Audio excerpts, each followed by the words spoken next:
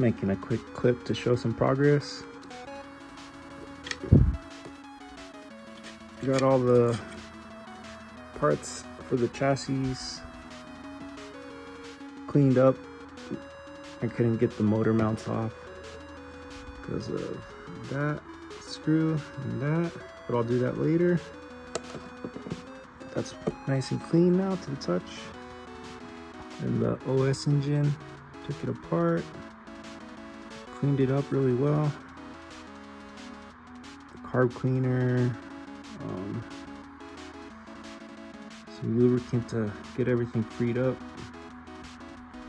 I couldn't get this glow plug out, but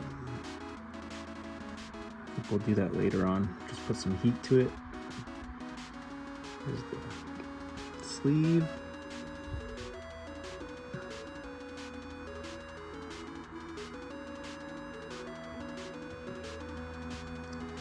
A little piston.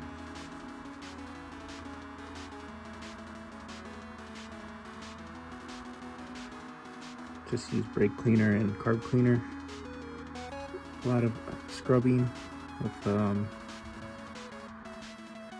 brass brush and a regular bristle brush.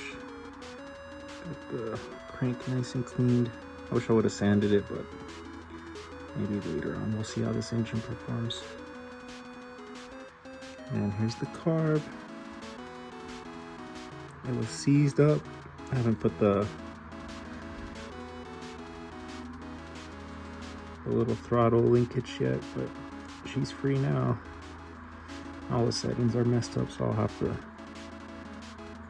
look up the old manual. Probably order a new O-ring and a new gasket for the back plate. I'm just gonna reinstall it like this for now and see what happens when we try to start it later on.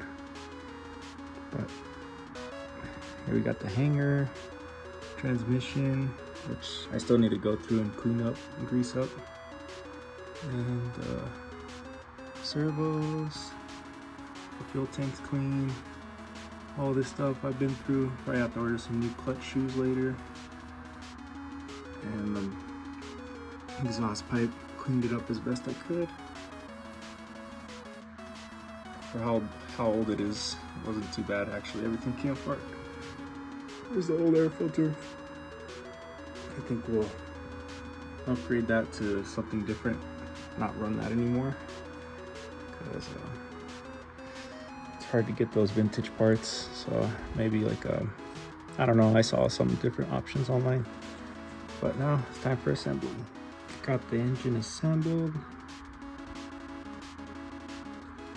That was a pleasure to do.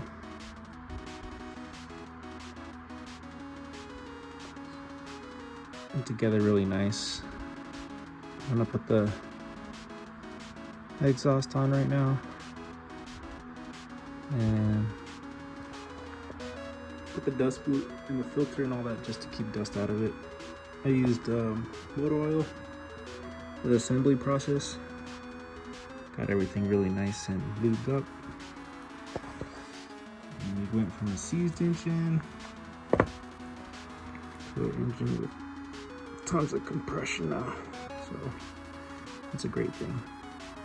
I mean, obviously the engine's cold, and when it heats up, it will lose some of that crazy compression, but it's looking promising so far. And who knows, I'm still probably gonna have to order O-rings, gaskets, filters, clutch shoes, all those other things I already mentioned. But in the meantime, this is super cool for my first vintage nitro RC car, the RC10GT. It just feels really special. It's awesome.